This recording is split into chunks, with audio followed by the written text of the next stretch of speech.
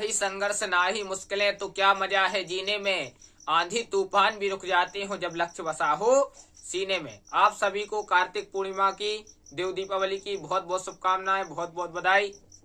आइए छोटी सी कहानी के साथ सीखते हैं कुछ नया।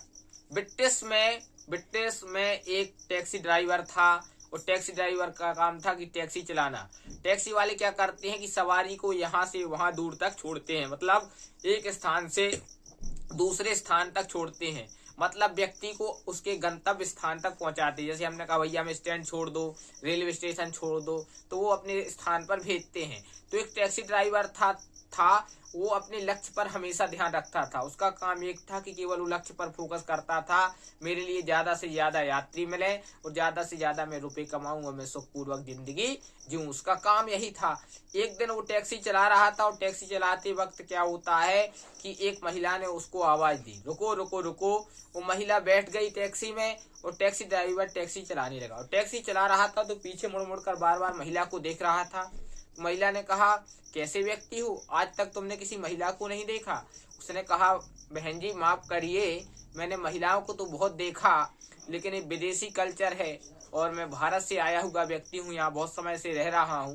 लेकिन मैंने आपको देखा कि आप जो मेरी टैक्सी में बैठी हैं उसमें आप अर्धनग्न बैठी हैं, मतलब आप पैंटी और केवल बिरा पहने हैं। ये विदेशी कल्चर है, मुझे दिखाई नहीं देता कि आप धन मुझे, मतलब मेरा रुपया किराया कैसे देंगे।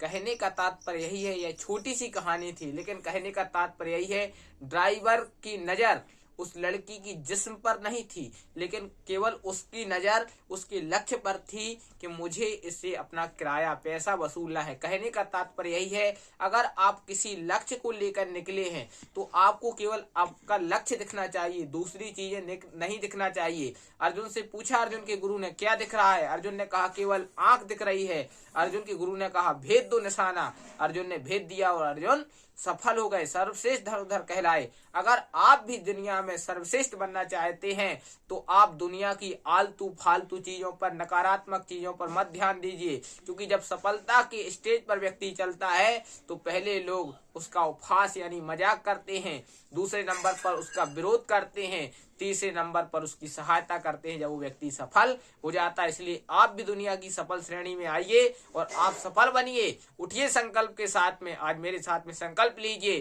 कि मैं संकल्पवान बनूंगा और सफल बनूंगा, मैं दुनिया का महान इंसान बनूंगा। इसी शुभकामनाओं के साथ मैं गोकर्ण परम पूज्य महाराज आप विदा लेता हूँ। सप्ताह में 7 बार हैं, 8वां बार है आपका परिवार, 8वां बार आपका ठीक रहेगा तो 7वां बार आपके सुखद रहेंगे। जिसने कहा कल समय गया टल, जिसने कहा परसों बीत गया बरसों, जिसने कहा आज उसने किया राज।